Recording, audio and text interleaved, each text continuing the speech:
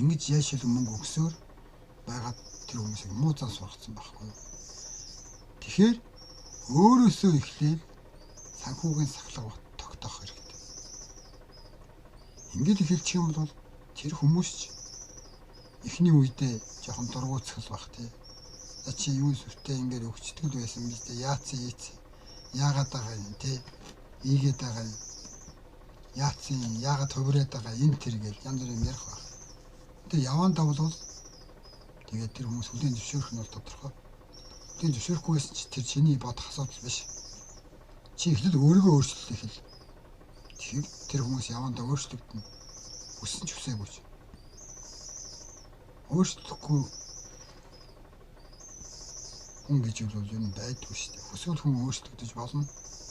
Тэр жишээ нь би өөрөө байна. Би мөнгийг ус засшил засдаг байсан. Одоо ч шалгуурс хүмүүс намайг ойлгодог болсон. Ойлгохгүй нэг нь бол тэгээд замаа хөөгөж явсан тий. Би тэр хүний замаар явахгүй шүү дээ. Тэр хүн миний замаар явахгүй. Тийм учраас би өөрийнхөө замаар л явна. Тэгэхээр чи гэсэн та нар ч гэсэн ялгаад юм. Өөрөөсөө эхлээл тэгэл яг одооноос эхэл. Маргааш болох уу, нөгөөдөр болох уу, яг сарын дараа эхлэх үү тэргээ бодох шаардлагагүй. Яг одооноос л эхэл. Хүн